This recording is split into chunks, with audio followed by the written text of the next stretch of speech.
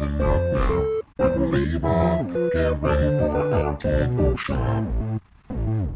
Welcome to Arcade Bookshop, your podcast about video games and their literary counterparts for all of you who love to play and to read. Thanks so much for listening and joining us today. I'm Bryce and as always, I'm here with my pal and cousin-in-law, Caleb James. Today's another special episode because we're also joined by Jeffrey Voccola, author of the novel King's Row, and also my former writing professor and advisor from Kutztown University of Pennsylvania. Thanks for coming on. Thank you. It's a pleasure to be here. It's nice to be able to have you here in a scenario where I'm not strictly like asking you for help or advice for myself. I'm excited to talk to you about your work and the book, and because in all the time that you were teaching me and I was coming to you and stuff, I don't think I don't think you really shared your stuff with us.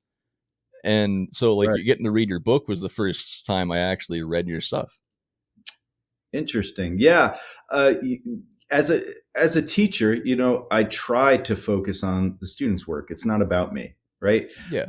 And I've certainly had professors, especially in grad school, who didn't see it that way, and they would promote their own work and talk about themselves all the time, which is a little weird. I've even had professors who assigned their own books for the class, which is a little weird, right? It's basically they're making money off the students and saying, you have to buy my book and you have to read it.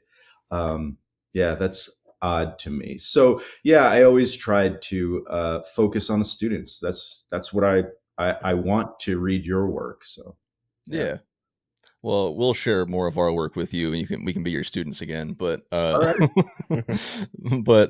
I wanted to start out. Caleb hosts another podcast called the Drunken Pen Writing Podcast, and on both of our shows, Arcade Bookshop and Drunken Pen, we spent a lot of time talking about like submitting, proper ways to get your work out there and be recognized, whether or not print or online publications are better. And I'm just curious, since you continue to teach writing to undergrad and grad students, do you have any updated insight on the best ways to get published or for writing in general in 2024? I don't think I have anything new, but there are a lot of resources out there. I still think the Poets and Writers website is a great resource. They give you a comprehensive list of agents and publishers and what they're looking for. They make it easy to sort through. They have lists of literary journals.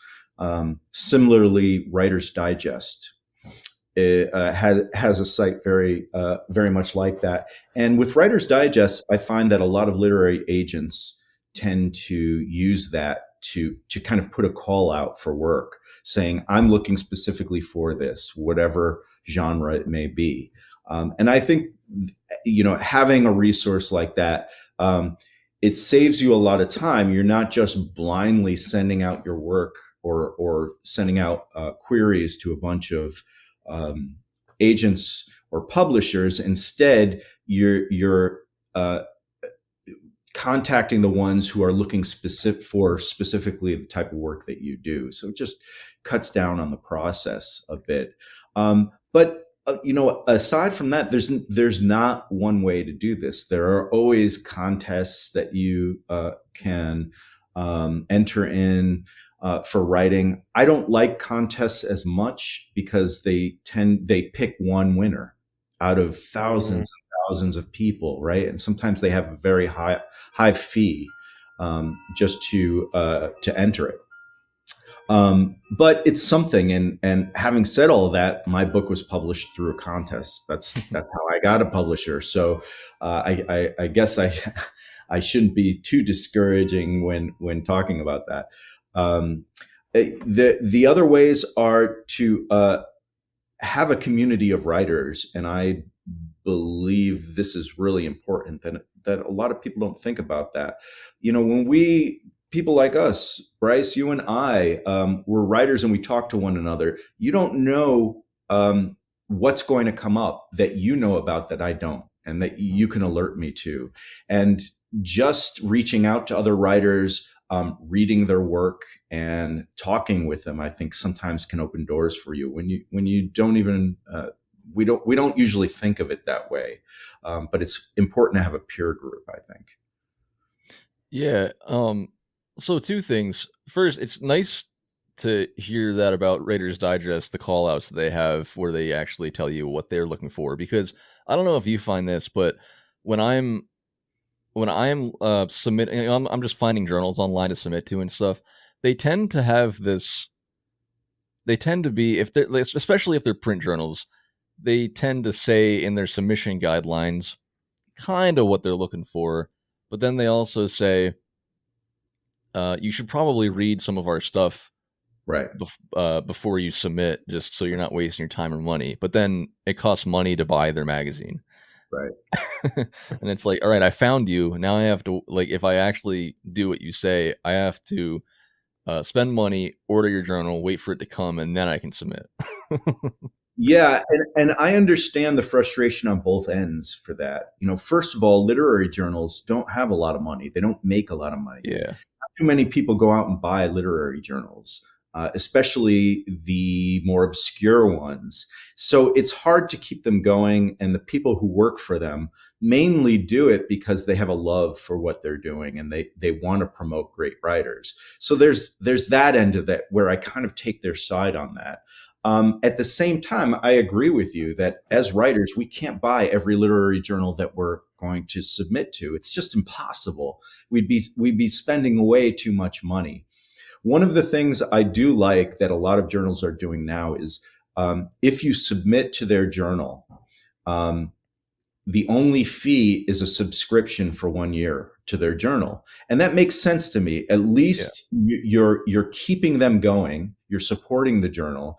And you're also getting to read other people's work, which I think we as writers have to do.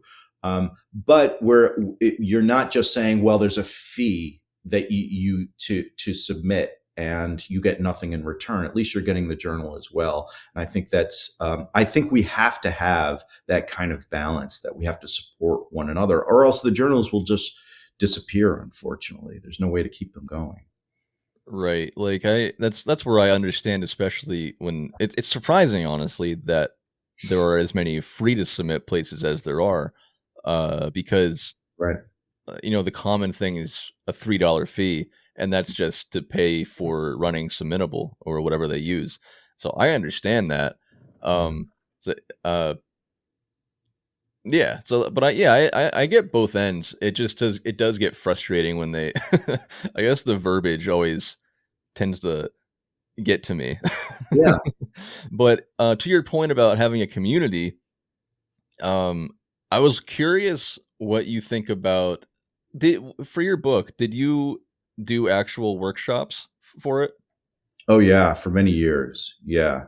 Formal workshops, informal. When I was on sabbatical leave, working on the draft, I went out to Oregon to visit with a friend of mine, Wayne Harrison. We were in grad school together, and he's a wonderful writer.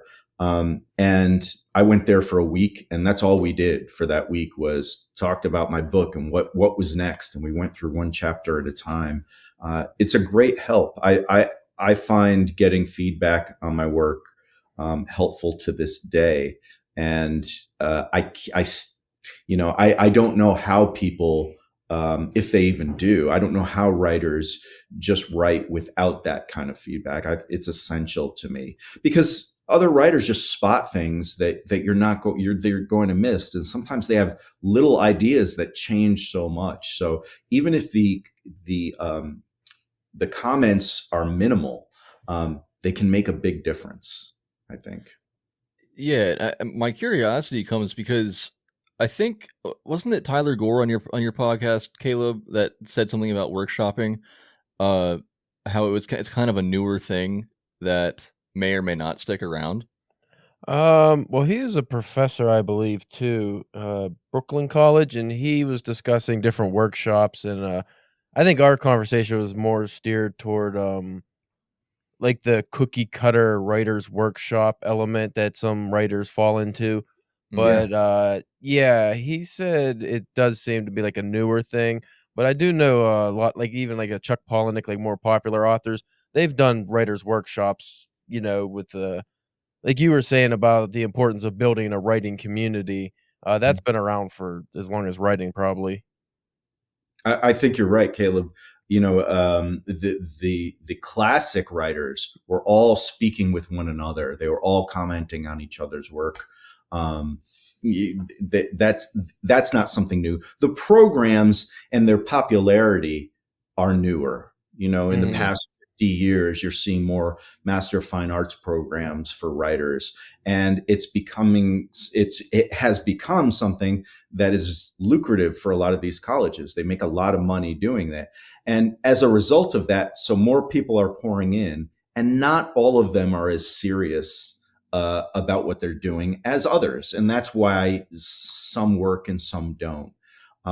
I still found it to be really helpful. I love the workshop setting, but that doesn't mean that every program and every workshop is going to be like that, of course. I think it used to be more in terms of like a gentleman's club almost. Like you think of the Inklings with Tolkien and C.S. Lewis. And over time, the universities adopted it, like you said, as probably a way for, some monetary gain, but there's still definitely benefit. If you could get into the right community, it can definitely help your writing and progress, because it is important to not just get opinions, but to see how others write and build your toolbox through that. I agree. Yeah. I think it's interesting though, because I tried to start my workshop program like it was like a year and a half ago or whatever, and I got like no interest in it. I had people sign up, but we only had one actual session, and I kept trying and pushing it out there. And I even had my own room for this event that my wife did, talking about my writing workshop, and people picked up flyers and stuff, but I didn't get a single email. And I think it seems like it's something people hear it and they're like, oh, I'd really like to do that, but nobody ever does it.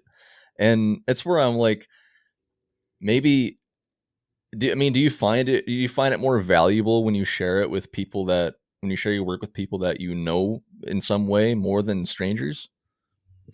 I think I find it valuable with people who are serious and who are very focused on writing, as opposed to those who have written something and they just want everyone to praise them for it. You get writers as well. And that's what I mean about having a level of seriousness about what we're doing. Some people like to call themselves writers, but we know they don't want to put in the effort, and that's fine. If you want to write for yourself, I see nothing wrong with that. I think everyone should do that. Or if you want to write for just a few people in your family, friends, and things like that, there's nothing wrong with that. But there are those of us who love the craft of fiction writing, of poetry, and who are constantly striving to create something that we feel good about, that we can get out into the world. Whether that's a lot of people or a very small group, but that's the art form, and that's what I love. Bryce and I were talking before we started this, and we were saying how, we didn't get into this to become rich. It would be lovely if we could, right? No one would turn away millions of dollars, but I didn't get started into writing fiction to make money. There are much easier ways to make money. We do it because it's an art form, and we become obsessed with that art form, and we have such a love for that. And that's really, to this day, it's really all I care about. Let's put out something great and see what it does. That's where the only downside to writers' workshops and that kind of crafting of a similar voice, the uniform style people develop, it kind of minimizes the actual art aspect of it and takes away the uniqueness of the author's voice. So when you get a bunch of people who sound the same, you're not really creating art necessarily, in my opinion. You get more formulaic writing, and maybe publishers want that. Again, if we just do want to make money, your James Patterson's going to sell more than what a modern James Joyce would. But at the same time, that's not really, for me, that's not what I'm interested in reading. Yeah, I understand that too. And again, it comes back to how good that workshop is, how good the instructor is, and the group of people who are in there. usually I think that we try to figure out what the author is doing and let them do what they do, Caleb. But that's important because we don't want the same stuff out there. But then again, sometimes when I have a workshop, there will be all the same fantasy story, kind of the same hook, the same idea over and over again. And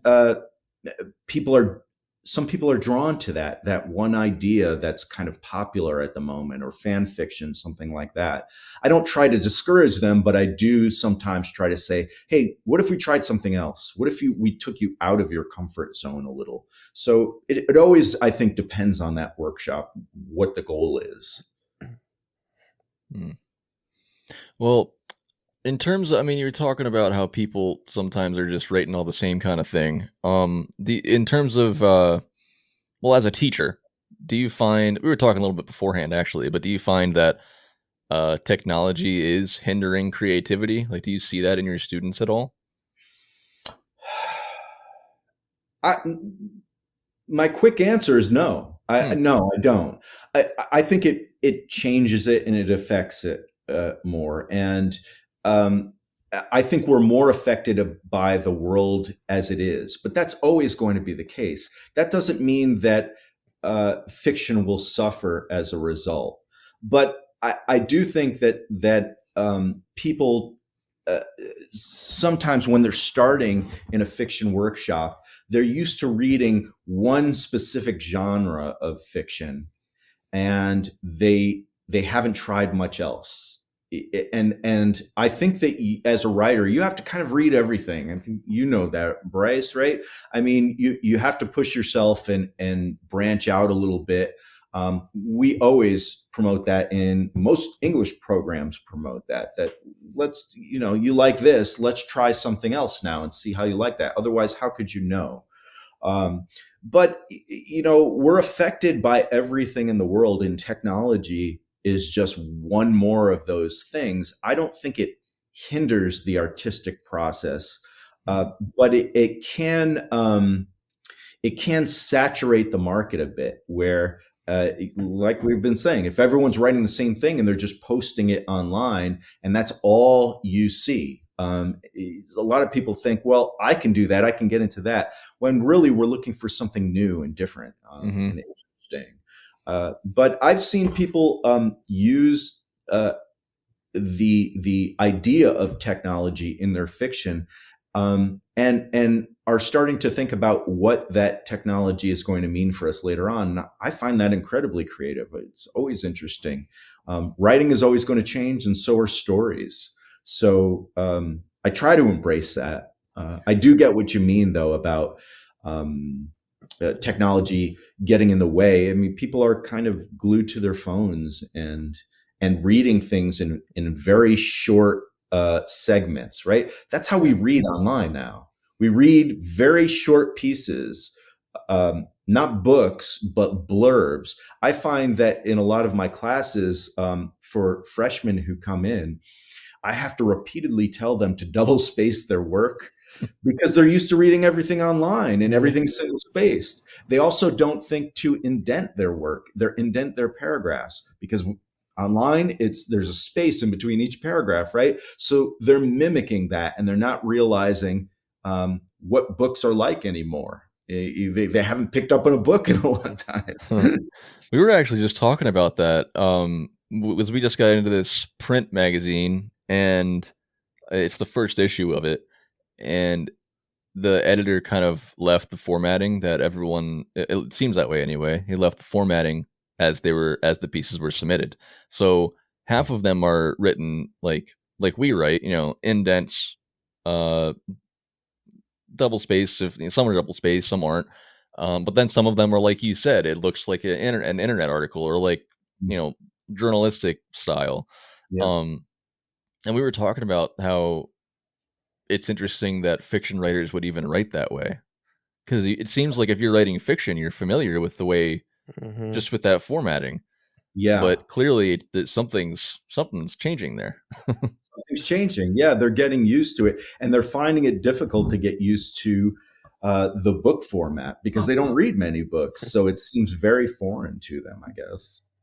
Mechanically, have you come across a lot of writing that is similar just in like grammar usage because of all the software people use now? Because a lot of people use Grammarly because it's free or things that Mm. are similar and it corrects everyone's work, usually similar. Yeah. Yeah, I do notice a difference. Since I started teaching, there was always this common perception that I kept hearing over and over again that, well, people don't write anymore. They can't write. And that's nonsense. We're writing more than we ever have before. We have to in this society. Everything's digital, right? I always tell my students that police officers have laptops in their cars now, that they're constantly writing reports. You have to have writing skills just to function in this world at this point. So that's a good thing that people are writing more, and that at least in some respect they're reading a lot more. But what they're reading has changed. There's this idea now that literature is just not important. Liberal arts and programs in universities around the country are being decimated. They're cutting them like crazy because a lot of people are saying, well, it's not making money for our state. It's not making money for our children. We want workers. We want people who can work and make money. So why are we focusing on liberal arts? Well, because it's important. It's where we think about the world and the things that are going on in it. And that part, I believe that people are reading much less. And as a result, there's issues with critical thinking skills and empathy. Books are where we learn, one of the ways we learn empathy, that we learn what it's like to live someone else's life, right? Whether we agree with that person or we like that person or not, we get to see what it's like to be in someone else's shoes. It's amazing that there are many people in the world who can't do that. They can't understand what it's like to be somebody else. Their mind won't work that way. And fiction helps you to do that. So now we have fewer people reading. It makes sense that there's an empathy gap there, that we're having trouble understanding one another. I always felt the best way to understand a time period is through fiction because you actually get the feeling and the way people of the time thought versus history books, which is just facts. I agree. I couldn't agree more. It's why I always struggled with the subject of history. I want to know what it was like to be there, right? To make those decisions that people had to make. Not necessarily, every detail of what was going on, but what was the world like then, and what can we take from that? What can we maybe learn from it? But yeah, a lot of people aren't interested in that. They think that their reality is the only reality that matters, and that bothers me. I don't think that it'll ever become a problem that dooms us all. I think that we're always going to come back to fiction because the bottom line is, as human beings, we love stories. We love poetry too. There's something about it that there is always a new crop of people coming up, right? Young people coming up who are saying, this affects me. So fiction and poetry has some magical power that it seems like we're hardwired as human beings to be part of that world.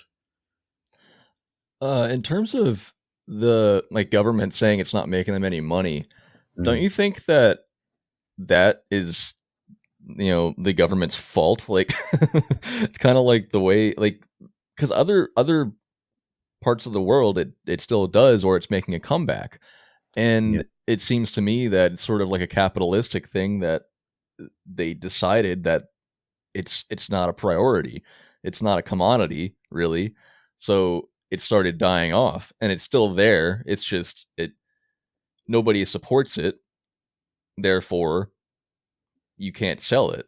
I mean, do you agree with that? If they decided to, couldn't it turn around? I agree. Yeah. I'm certainly no expert on the market itself. But yeah, I do agree. I think that that we've decided that it doesn't make enough money for us to care about it. But I think there's something bigger at stake here.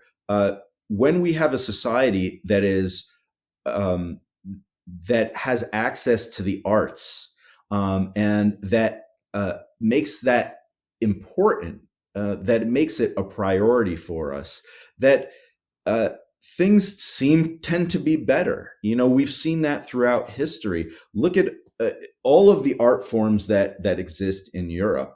They are still drawing people by the millions each year, right? We want to see these incredible sculptures. We want to see the paintings. We want to go to the writers' houses. All of that is still a draw. We're still interested in that. But like you're saying, we're a capitalist society. And in that society, people are saying, but the most money is here. So let's just focus on that. Forget all the other stuff. It's never going to go completely away, the arts. But we choose times when we decide it's more important to us than other times. The Dark Ages, we got rid of all of that stuff. But the Renaissance, let's have a focus on the arts and look at what was produced. When you support the arts, it's amazing what happens. It's amazing. There are some countries that even with classical pianists that you get paid to practice. They realize that you are talented. You get to have a living. You get to survive as an artist because we know that you're going to produce. But we just don't do that here in the United States. And for that to change, the people have to decide that they want to change that, elections and all of that. It also goes into the ease of being able to partake in the entertainment and the money it draws. TV is easier to make and for people to watch than read a book or, sign an author and go through the process of writing a book. Right. Yeah. And a lot of readers, a lot of movie watchers, don't want to be challenged sometimes. And a lot of the work that we do challenges the reader, doesn't it? That it sometimes makes the reader feel really uncomfortable. I love that. I think that's one of the things that art can do, but a lot of people don't like that. They'd rather, I constantly hear from students, well, I write as an escape. I go to fiction as an escape. This is depressing to me. And that I find fascinating because when they say escape, they're talking about things like the Avengers or something like that, which I do like. I do find fun. But in those types of movies, they're saying that when I'm picking realistic fiction for them to read, it's depressing. But it's not depressing to them when cities are decimated by a bunch of superheroes. And we know that thousands of people are slaughtered, but that's never even discussed. It's never even mentioned. It's ignored. It's violence. It's gratuitous violence without any consequences whatsoever. And I don't understand how that you can turn that off sometimes. I think that people like the cartoon version of life so they can pretend that real life doesn't exist, but I don't. It makes me very uncomfortable. It's like the elephant in the room, and we're all desperately trying to ignore it and pretend that the superheroes are doing the right thing, even though they're demolishing a city. Yeah. Mm-hmm. Yeah, we've been kind of talking about how we don't really watch new stuff that much anymore. I still like when I'm watching TV, I'm usually rewatching The Office or something, but I don't really take the time to watch new movies. And to an earlier note, I think that it seems that there are so many more new journals starting up lately. So it's interesting that they're still making junk, obviously, in terms of entertainment, movies and stuff, but it also seems like there is the beginning, like a little spark of a revival of some sort of literature and people actually interested in making quality art and writing based on and maybe it's just because I started getting back into social media or something, but it seems like there's genuinely a lot of people interested in promoting people's work and getting more art out there. Another website that I use to find journals to submit to is Chill Subs, and they just redid their website, and they posted something about how there's like hundreds of calls for submissions out there that just started up in 2023.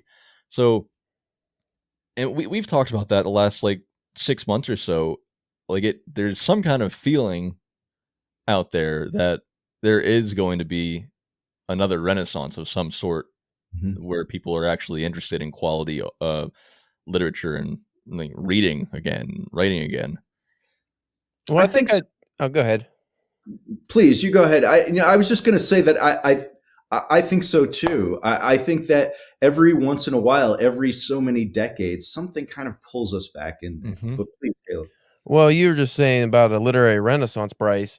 Uh, I've have a few friends, writers in the UK, and they were always probably more literary in Ireland and even parts of England, but recently the amount of magazines and journals that have popped up and actual in-person literary events have exploded over the last couple years, and I think it's finally making its way over here, and I really do hope that that is something that not just will come along but actually stick around a little bit. But I think with the oversaturation of, superhero movies and mindless entertainment, quote unquote, I think people do want deeper things. I mean, even if you look at modern movies, like the Banshees of Inisherin, that's one that came out a year or two ago, and it still lingers. Like you go online, people still talk about it, and it wasn't exciting at all, but I mean, it was really funny, Yeah. and it had some deep matters it discussed. But it was one of those things that hooked on to people that 4 or 5 superhero movies have gone by, and, people don't really remember those. Like, you watch them, it might be fun, you might like it, and that's it. Okay, it's gone. But just like literature, if it's something that actually connects with you, that'll stick with you for a long time versus mindless entertainment, which has always been around. I mean, we look at the pulp era of writing, people have always steered towards the easier to read, more fun things, but there's always deeper literature just below the surface. It's so funny that you mentioned that movie because Bryce, when you brought up movies, the Banshees of Inisherin popped into my head because I loved it. I absolutely, a movie that's doing something different, right? And like you said, Caleb, it's still stuck with me. I saw it once, and those scenes are still just imprinted on my mind. And there's the humor in there, and then there's this other side. I just thought it was a great movie. But I always do feel that there's something about there's always something that comes up every so often. So when I was in grad school, I was still writing literary fiction, American realism, that kind of stuff. But there's always something in workshop that is very popular at the time. And when I was in grad school, it was vampires. Everybody was writing about vampires. I couldn't give a damn about vampires, but that's what everyone wanted to read about and write about, and the Anne Rice stuff and all of that junk. And then about 10 years, 15 years go by, everyone was writing about zombies. It took another 10, 15 years, right? Now it's a lot of it's apocalyptic or post-apocalyptic stuff. That's what a lot of students come in with. A lot of fantasy, but mostly post-apocalyptic. Like everything's done and we're getting back to basics, and it usually involves a ton of violence. Let's use violence to solve all our problems. It's very simplistic and redundant at times. But I do think that the good part about those genres is that every once in a while it gets people excited about writing. It gets them excited about reading. And that part, I think, is a good thing. That anything that could, I was never a fan of the Harry Potter books, but it got a generation of young people to read. So I think that's great, whatever it takes. Yeah. I like Harry Potter, but yeah, people love it. Well, King's Row, your book, came out in 2020, but I reread it last week, and honestly, I liked it a lot more reading it now. I don't know if it relates to me more or something, but it was like reading a different book. But yeah, I mean, I still want to talk about it despite it being like 4 years old at this point. In vague terms, the book is I mean, I thought it was very compelling. It's a story about divorce, maturity, losing control, and I think it expresses sympathy to people close to the individual losing control, who could be indirectly impacted by their actions. Um, all of that, and I read it like really fast this time too, and I feel like it helped me really take it in. Um, I don't know, all of it felt very strong to me. Do you want to give a specific synopsis of the book? Sure. I mean, I can even give you the background on it. This was taken from a real life event. Okay. Sadly, at Kutztown University, there was a freshman who was beaten to death one night. It was a Thursday night, typically a night, as you know, where a lot of the college students go to the bars. And when they let out, there's a lot of chaos on the streets before everybody goes home. And apparently there was a group of young men who were college age but didn't go to Kutztown University. And they were drinking and they were kind of causing trouble all night. They were kind of working class guys there to party and maybe pick up girls. I don't know. And they were starting trouble all night. They seemed to have been, this is my take on it, but that maybe they felt disrespected or out of place among all of these college students. And anyway, they started picking fights. And what they decided was this actually did happen. They were so fired up and angry that they said the next person that comes around the block, we're going to jump them. And they did this kind of as this angry, macho joke, like this is going to be something we get to talk about, or we get to release our anger and frustrations. And that's exactly what they did. This young man came around the corner. He was walking back to his dorm, and they jumped him. They beat him up, and these guys tried to take off. The cops got them and arrested them for being in a fight, for assaulting someone. When they were at the police station, they were even still joking around about it and laughing about it. And then all of a sudden they were told, he's dead. You're all under arrest for murder now. And it was a horrible tragedy. I live right down the street from the university. And I remember that night waking up to police cars, and it felt like something was different. It was just awful, right? I didn't know what was going on, but I noticed it. And then the next day we got word of what had happened. And I guess, having that, it affected me a great deal, as it affected the entire town. That kind of, how and why does something like this happen? Something so stupid, all of these lives ruined, all of these people hurt, because a bunch of young men got drunk and couldn't control themselves. They wound up, the guys that did it wound up going to jail. I think they got over 20 years, something like that. The only difference is I think one of them took a table leg that was being thrown out, garbage that was being thrown out, and that he beat this young man with the table leg. I didn't put that in the book. I didn't use any weapons because I wanted it to be about this guy losing control. But that's where the novel came from. And I did some research on the people's lives that were involved, but really I fictionalized the rest. That was the climax of the book, where this horrible violence occurs. And I kind of said, who are the people here? And what were their lives? How does one get to the point where they do something like this? Why would this happen?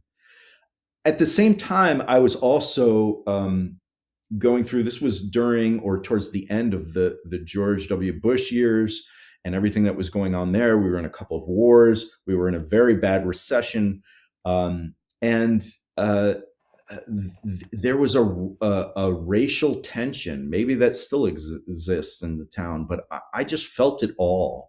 You could feel this tension, this class tension and this racial tension. And so I decided to put all of that together and say, I think more than anything, the book just holds up a mirror and says, look, this is what's going on. This is why this kind of stuff could be happening, and not making judgment about it, letting the reader try and sort that out for themselves. But that's, again, what some readers don't like. They don't like being challenged, and a lot of people read the book and say, why am I following the life of a murderer? I don't want to know about a murderer. And I understand that some people don't want to look at something like that. But I think it's important that we do to understand everybody personally. Yeah, well, that's because everybody's a person, and people tend to forget that, especially nowadays. Yeah. And I mean, I like that because personally, I wasn't, I didn't know that backstory.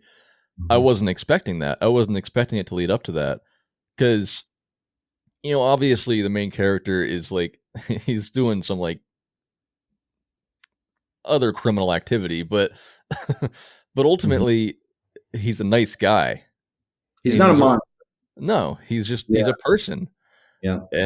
And so is everybody. I mean, for the most part. But you saying about how it affected the whole town, and it put like this whole shade over how you look at everybody in the town, and put a different feeling on it. You really bring that out with the character shifts that you have, like starting out the book with that shop owner. She owns like a flower shop or something, right? Yeah, Doris. Yeah, just this older woman who just feels a shift in the town. That it's like the morning after it happened, but you don't really know what happened until towards the end of the book.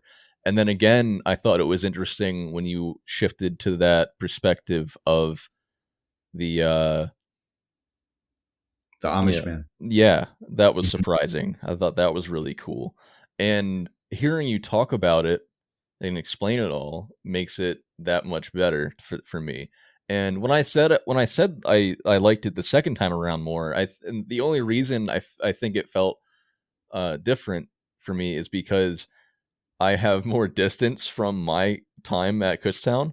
'Cause I think my first time reading it, I recognized that you were talking about the Kutztown, and I was always looking for your references. And it was kind of like that, when you watch a movie and then read a book or something like that, you're trying to match things up and you can't quite. It distracts you from the actual story. I think that was my experience reading it the first time.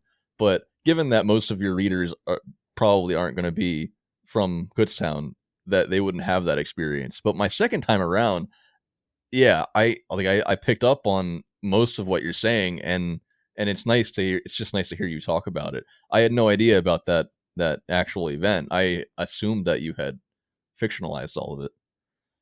No, yeah, it did occur. And the town itself is Kutztown is in there a lot. But I also pulled from other places, and that's why I fictionalized everything. That some of my hometown is in there as well.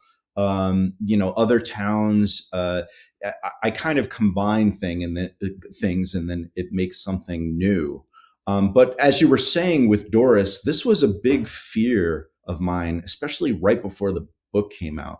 I was wondering, are people going to get this? Are they going to get what the book is doing? And it was difficult for me at first, because Doris is the first person we see, and it's just this woman who lives in the town, right? And she's just a regular person, but she also has a racial bias. She immediately assumes that someone was killed. It must have been by people of color, because these young students are coming in, Black students, Hispanic students, that the town is more dangerous because of them. So she makes this racist assumption about what happens. Even the victim, Christopher, makes an assumption. I don't know if you caught in the book. He meets his roommate who is Black, and his roommate mentions that he had a scholarship to go there, and Christopher says, "Oh, football." It's another racist assumption that you got a scholarship, it must be for sports, right? And very subtly, the kid kind of laughs to himself. He says, "No, man, I I got it. It's an academic scholarship, right?" So there's a lot of that throughout the book, and it points out how there is bigotry even from uh, people who tend to be decent people, but there's still that bigotry there. We're still dealing with these racial biases, and it's funny that when I see people comment about the book, they rail against that. They rail against the book because of elements of racism in there, but they're not recognizing it as that, right? They don't see Doris as bigoted. They don't see, so they're like, why is he bringing up the people's race so often? Or why is he, they're missing some of the nuances that point out that, yeah, even people we love in our family have these racial biases. We have to admit to that. And a lot of people don't want to do that. So they reject the entire book because of that sometimes, I think. Yeah, that's that kind of thing where everyone's like, we have to talk about things, but they don't really want to talk about it. Right. They don't know how to talk about it without talking about it. Like Right. the second they hear something specific to race or gender or whatever, it's an attack instead of Yeah. it being an analysis or like making a point. Think how easy it is for everyone to say, people say this all the time, that, oh, we should just treat people equally. It's very easy to say something like that. But when you start getting into the details and you hear people talk, you realize they don't mean that at all. They mean, don't you judge me differently, right? But I still get to do that. They think that they want to be able to still judge other people based on their race or their gender too, Right. Yeah. Well, I wanted to ask, you kind of already been talking about it a little bit, but we were talking on, it's a future episode of the show. We covered Stephen King's On Writing. But he talks about how you should, people like to say you should write what you know. Stephen King says you should use what you know to crystallize writing about ideas that you aren't super educated in. And I was wondering, like, and again, you kind of talked about it. So you like use the groundwork of things that you do know in terms of like Kutztown and other places you're from.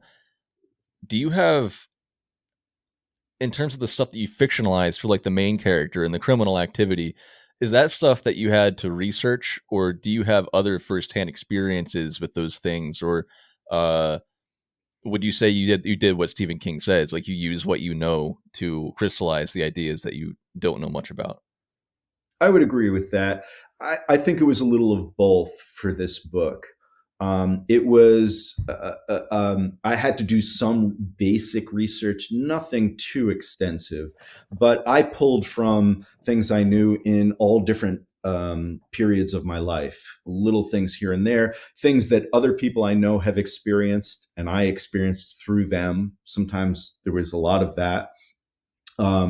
So I think it's a combination of both. And I think that there are some writers who use research and who can write out of their element better than others. I don't think I'll ever be a writer who can write about something that is completely foreign to me.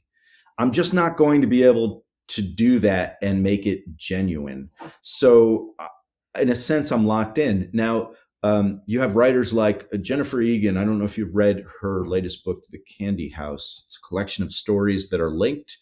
And it's kind of a sequel to her book, A Visit from the Goon Squad, which is also excellent. But The Candy House, I was just blown away by, because she is able to do that. She gets these characters who are just nothing like herself or her life. And she's able to make them real based on the research she does, based on talking to people. I'm fascinated by that. I think there are just different types of writers, and we know where our strengths lie. Mm-hmm. So I think it could be a balance. Now, I agree with what Stephen King's saying, but I've also seen a lot of books by Stephen King Oh, not to yeah. beat up on the guy, where he'd write from a woman's point of view, and it's laughable. It's laughable that it just is not working. So I appreciate that he pushes himself. Writers like that push themselves, but you also have to recognize when something just isn't genuine. I think that we as writers have to be honest with ourselves about that too. Yeah. Do you ever write about family or people that you actually know, or is that a boundary for you? No, I do. Yeah. It's usually for me, it's moments. There are certain moments that tend to stick with me in life. And for some reason, I'll even remember conversations verbatim. They'll just stick in my head over and over again. I do the same thing with certain scenes in movies. Certain scenes will just hit me harder than others. And on a first watch, I'll remember it almost word for word. Mhm. And I use that a lot. But I think that a lot of times when I use my personal life, family life, if I showed that to the person who was involved, they wouldn't even remember or recognize that moment, which is perfect because then Yeah. me out of trouble, right? I've written a lot of things where it's just like you said, where if I showed it to my family or friends or whoever, is even if it's an exact, memory, just with different names, a lot of times they don't remember at all and they can't come up No. with it. But I do find that I really love, like you said, you had trouble going outside and just creating something out of nothing, that doesn't have you in it at all. I actually really love the challenge of creating worlds and people and events that I am not like my author's voice has is not going to be me personally in the story in any kind of way. No moments from my life or even feelings that I'm familiar with. Like I like trying new things. You fail a lot doing that because it's Mhm. hard, but it is a lot of fun. And I think it's important. That's writers have to push themselves, and it kind of advances this collective narrative that we're creating throughout our lives. I think it's really important to do that. Try something else. If it doesn't work, try something else again. That writer that I mentioned, Wayne Harrison, my friend, one of the things that I really admire about him is that I've worked with him on books before. We worked on a screenplay before. Um, and it's fascinating to watch him work because he is a writer who will say, he'll have something on the page and I'll say, Wayne, I'm not digging this. This isn't working. Here's why. And immediately he'll go, okay, how about this? How about this? It's like he has no fear when it comes to something like that. All right, that's not working. Let's try something else. Like we sometimes get so attached to certain things that we write that we don't want to disrupt it at all. And that's why people in workshops, some people don't take to workshop because they don't like hearing that something's not working on the page. But immediately his passion is, how can we make this better? How can we make this really powerful? That's not working. All right. How about this? I got another idea. It's amazing to me. I love it. The one downside to writing things that are deeply personal I've found is that sometimes the reader, because they don't know what led up to the story, or even like when you were talking about your book, how if you're not familiar with the background of the scenario in it, the reader, since there's no connection for them, they might miss it completely or miss the meaning or overlook something. So to be able to have something accessible to the reader who's unfamiliar with you or your feelings, but then also to keep it deeply personal so you have the connection to the story. That's like a fine line that I think a lot of people struggle with. Yeah, I think I think that's one of the harder parts of writing, right? That we have to make everybody care about an incident that or a story that may not affect their lives, but it happens. When a book kind of blows up and affects a lot of different people, that's really exciting because it means that writer has tapped into something that we're all kind of feeling. And I think that's what we're always striving for as writers. Doesn't matter what the story is going to be ultimately, but if you can get it so that all of these diverse people are saying, this is interesting to me, I can connect with this. That's the ultimate goal, I think. Well, the two sides of the coin I always think of in that on the topic is like Ralph Ellison's Invisible Man versus Richard Wright's Native Son. Very similar story, or at least the themes of the stories, but one you could tell is very personal, and the other one you can view it almost as the author.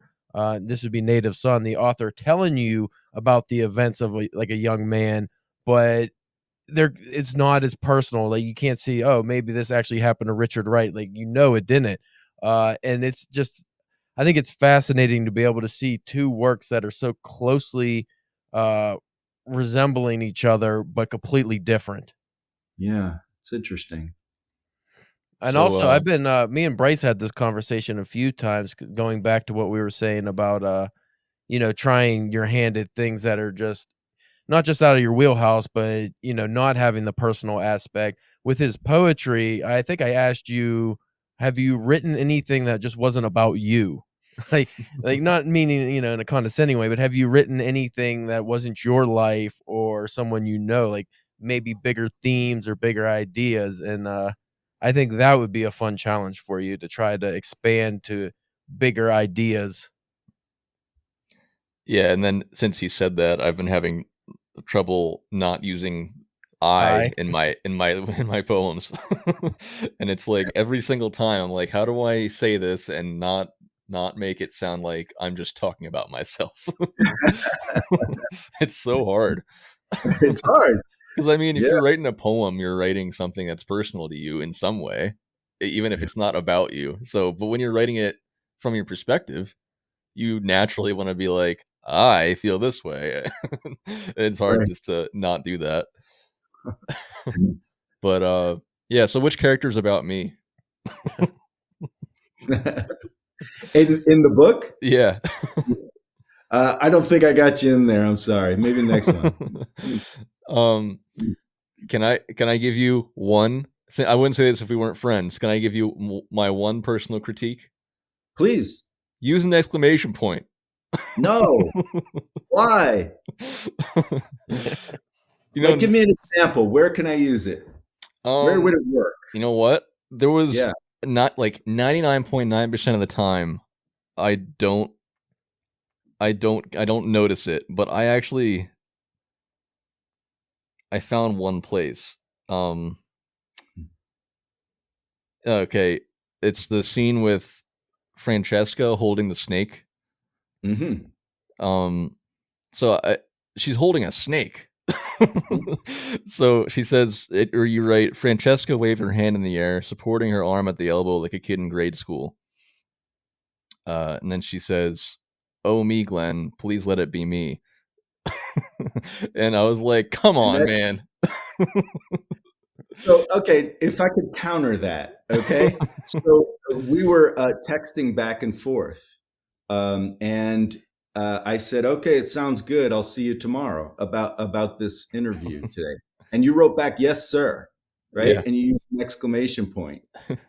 Right. Yes. But look how it changes the meaning of that.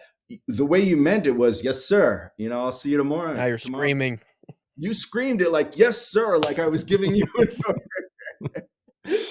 I just think that especially in dialogue, that there are few occasions when we need an exclamation point. When she's raising her arm and doing this, that's the exclamation point for me. I just don't feel like we have to overdo it with that, with the punctuation.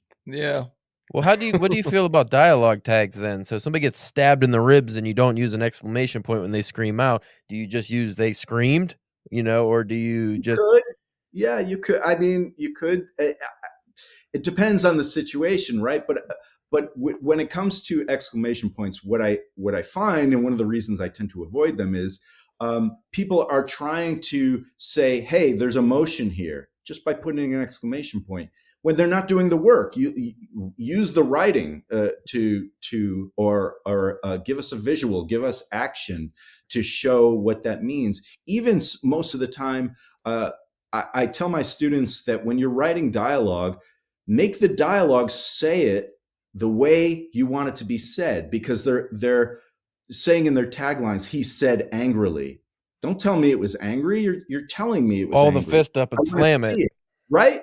There could be action. He could slam his fist down or something like that. But also, it's the words that they're choosing to say. We could tell when someone's angry in a sentence.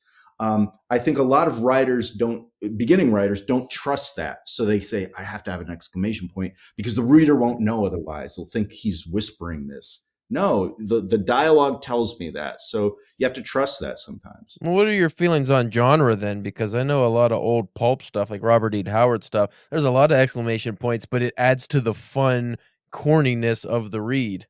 I feel like it's deliberate. If that's your goal, I say go with it. What I want to do, though, when I tell students that, I'm not really against using an exclamation point here and there. But what I want them to realize is don't use it as a crutch. Don't use it as a quick, easy way to say, hey, there's energy here. You have to work for that energy. You have to set that moment up.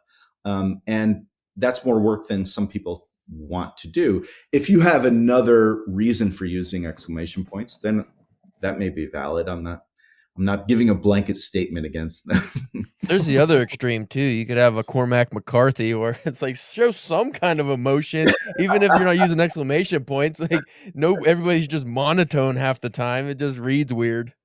It's true.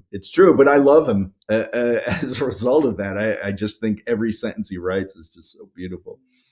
What about like as a teacher, do you have trigger things that really bother you in writing? Like for me, because I'm currently reading an anthology, I'm reading some of the other stories, and I can't believe how many writers use just and that, like both of those words, like constantly. And I used to do a lot of editing for different stories and stuff when I did submissions, but it just bothers me so much to read those.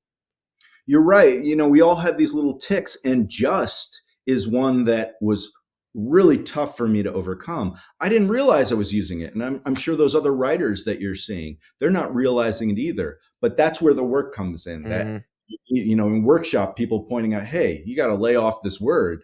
It wound up being a crutch for me. Anytime I get in trouble in a sentence, I could put that in there and it smoothed things out. But I had to take them all out, get rid of all of it.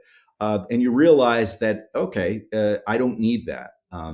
I think that there are lots of different tics that people have, especially when they start out writing. And it comes down to whether people want to work towards getting rid of that, or if they just feel like, no, my writing's fine. I'm just going to keep doing what I'm doing. I think a lot of newer writers, especially like college age kids or even teenagers, when they get into writing, for them, it's a good thing because they have the passion for telling the story.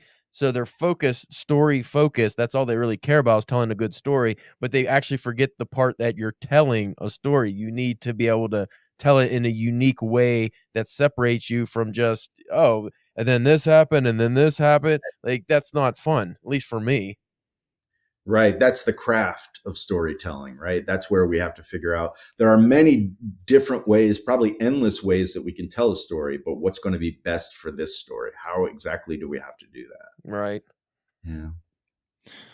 Well, so King's Row came out in 2020. It's now 2024. What are you working on now?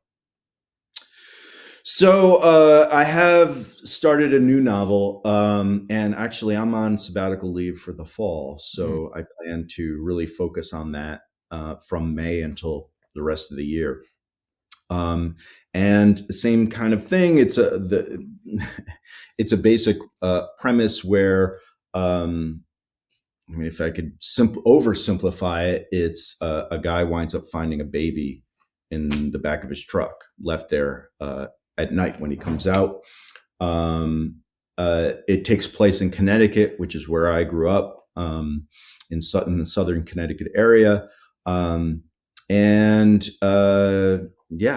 That's kind of like the truncated version of what's going on. I have maybe 30 pages that I've been playing with, but where it goes, I'm still a little bit unsure of. But it comes down to, I think the focus seems to me so far to be about non-conventional families, having a non-conventional family, not the standard mother-father situation with relatives, and just kind of an unusual families and how they function, and the challenges and the beauty of that, I guess. Are you an outliner or you go by the seat of your pants? Because this sounds like you're going by the seat of your pants. This one is a little bit, and it's new for me, so I don't know how that's going to go, to be honest with you, Caleb.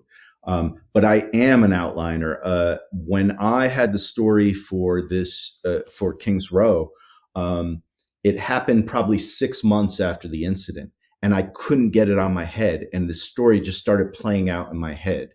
And one day I just sat down and wrote a list, just bullet points, and I outlined the entire book. This is going to happen. This. And then once I did that, I took one thing at a time and wrote that chapter, that scene, each one. Very simple. And that wound up pretty much being the book. I cut some things and I moved some things, changed some ideas, but essentially that initial outline is the book King's Row. So I tried to do this with the new book, but it's gone in a bunch of different directions so far. So I think I'm still figuring it all out. We'll see how that goes. It'll be fun. Yeah, or it'll be torture. I don't know, Caleb. Yeah, it could be. I've been there. Yeah, I know. If we're not suffering a little bit, at least a little bit, then it's not a book, right? It's not a writer. Well, we're over an hour, but I do want to ask. I noticed because you mentioned you're going on sabbatical again, and I noticed at the in the acknowledgments of King's Row, you list, I think, multiple residencies, right? Yeah. Well, I was just gonna ask. I started. It got me thinking like I would like to do that, and I wondered what your knowledge of those were or was, and if you have like recommendations or whatever about like how to go about getting those. Yeah, I found it incredibly helpful having a residency. So one of the ones I did was at Prairie Center of the Arts. Actually, they're no longer an organization anymore, but it was great. And all it was they had an old warehouse, this huge building that was a warehouse, and they had art studios in there. And mainly they had artists, visual artists, sculptors and painters, and they would do their work at this building. And then they also had a house where people could live in. It was this, I don't know, it was probably a 6-bedroom house. It was huge. And I got a month-long residency. It was during the month of August, not too far from Chicago, probably an hour south of Chicago. And I was in that house, and basically it was empty for a month. There was no one there. I barely got phone reception, and I got the majority of my book done in that house. You're just cut off kind of from the world.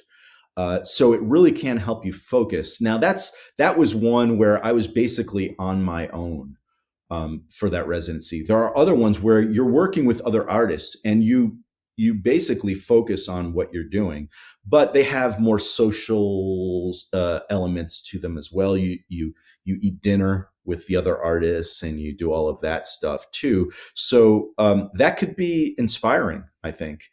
People tend to have really good things to say about those. So there are many out there. There are lots of different residencies. You have to look for what would suit your needs. Usually they go from anywhere from 2 to 6 weeks, and you have to decide. Some of the big name ones like Yaddo or McDowell, they have a lot of competition to get in there, but you're in this beautiful mansion, essentially writing for weeks at a time. And they make you meals. They provide everything that you need. So that's all you do. You're just cut off from the world. And then there are some smaller ones like the one I just mentioned where, they pay for everything. So if you're able to do that, it can be a great experience for you. And it's amazing how much you can get done and how focused you can be when all of those other concerns of the world, daily life, just disappear for a little while. It's fantastic. And I also like the workshop like Bread Loaf and Suwannee. You simply have to apply to those. They do have sometimes scholarships and fellowships. Sometimes you have to pay money to be a part of them as well. But the residencies tend to be fully funded for the most part. Poets and writers are a great resource for these residencies. They tell you when the deadlines are, how to apply. Most of them are through Submittable. And also Writer's Digest has lists of those as well. You can do basic Google searches to find them too. And you don't need to like have any incredible credentials for them to be interested in you for that, right? Not necessarily. I mean, you do give your background, and some of them have different criteria for how they choose, but mostly it tends to be the work submissions. That's what they judge by. They have readers just like they do for publications, and they're looking for strong writers, and they want to believe in, they have to believe in the idea and what you're doing. Yeah. I did submit to one, but I wanted to wait until I talked to you before I went for more. But I submitted to one that's in Finland, so I'm interested in going out of the country for one. Wow. I recently I've been hearing about people traveling to Japan, and I'm really wanting to do that. I don't know if that would probably be really hard to get, but it would be awesome if I can get a residency that's it's funded in some way where I could actually afford to go to Japan. but yeah, I would do one within the country too. But yeah, I was just wondering like if because sometimes there's an application fee, and that's what's been like I don't know a lot about them, so I didn't want to invest in them before I really had any information on them. But yeah, you look at the read-ups about them. I mean, they're really great. There are some where you each person lives in these little huts, and they bring fresh linens and food to your door, essentially, that you're treated as an artist. I think that's the nicest thing, that even for a little while, it's like people around me are saying what I do matters, even if it's on this little, on this small scale, that they're giving me respect for what I'm doing. And I just appreciate that so much. I love it. Yeah, that would be awesome. Yeah. Well, I'm going to keep applying. Yeah. Yeah. I highly recommend.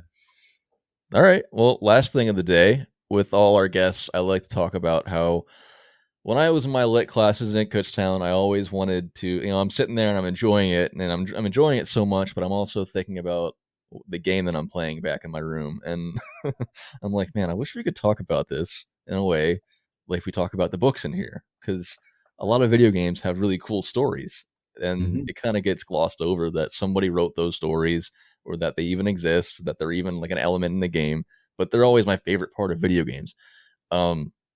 It's really why I wanted to do this podcast. So, did you ever find that video games could be as culturally important as what you read in books? Yeah, I grew up with video games, growing up in the 70s and 80s. That's basically when they first started, right? So we started with Pong, and I had a thing called Telstar. It was just that little dot that, and the little football games, there were little lines, and you had to get the player to the end zone and things like that. And then in the 80s, it evolved, and we had arcades. And I was just obsessed with it. I loved it. The graphics, and the stories that you're saying. And in fact, in fifth grade, I drew out these pictures of, I want to make this video game. I had no idea what that would entail, how to make a video game, but this is what I want to happen. And I had the character, and he had to do all these things, and he had different tools and that he would have to use to get this boat across and all this stuff. So I just loved that idea of this fictional world in video games, and they can be important. We're seeing more and more, I think it's a fascinating topic. We're seeing more and more that video games, complex video games, I'm not a gamer, I don't really play anymore, but I hear and read about and see what's going on. They're hiring real writers to write these storylines, and the story is part of the draw. It's not just playing the game, it's that people want to see what happens at the end.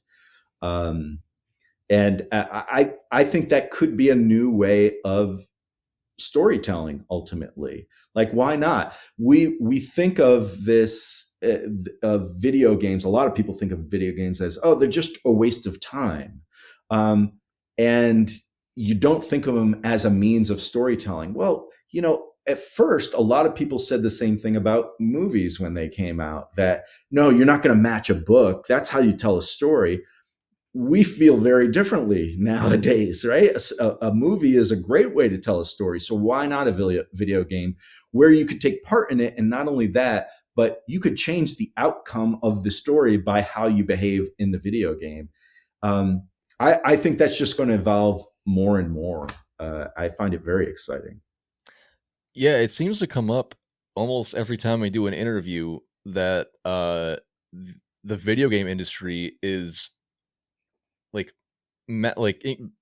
exponentially larger than all of the other entertainment industries at this point. And the example that I keep using is they bought when Disney bought Star Wars, it was for something like $4 billion. And when Microsoft bought Activision Blizzard, it was for like $67 billion. Gosh. Isn't that incredible? And so it's become the predominant form of entertainment. And I think I just think it's so important to actually talk about the people that are involved and have always been involved in producing them, because I think people don't, I'm sure some people think about it, but I think it goes by the wayside that people are creating these stories, and they're not just, like you said, waste of time. They're just games, I sometimes think that the fact that it's video games, that word games, makes people dismiss it, that it's just a game, therefore we can't take it seriously. It can't be real literature. And I actually use in class an essay that does an experiment. It's called Games, the essay. It does an experiment where it asks the reader, let's imagine just for a moment that video games, writing never existed. We always read and learned through video games. Let's just pretend that for a moment, right? And then this new thing called writing came along. How would people respond to that? And he does a beautiful job of explaining how people would resist it and say, no, reading and writing, if you read, how can we change the story? It's the same story every time, right? And that's interesting because that's exactly what people would say, right? It's kind of fascinating that his whole point is that basically what we're saying, we can't dismiss video games just because we don't understand them or don't know where they're headed, what they're going to become, because they seem to be moving forward and really taking in the story aspect much better than I thought they would. Yeah. Who is this guy again? His name escapes me. I have to get back to you. Okay. That. Cool. But I could certainly send it to you. Yeah, I'm interested. Yeah. So then, were you able to think of a game or a book that reminds you of the other? I'm sorry, the other what? Sorry, were you able to think of a book that reminds you of a game, or a game that reminds you of a book? No, I don't think so. I don't think I think of it in those terms, but I just see the video game aspect as a part of life that I kind of that is important. I think I even use in the book. I use a Donkey Kong game because that was right. That was the game that I was always kind of drawn to. I was terrible at it. I barely could get past that first annoying screen where he's jumping over the barrels and everything. But I just thought it was such a simple and cool idea. And I was like, I got to bring this into the story somehow. Yeah.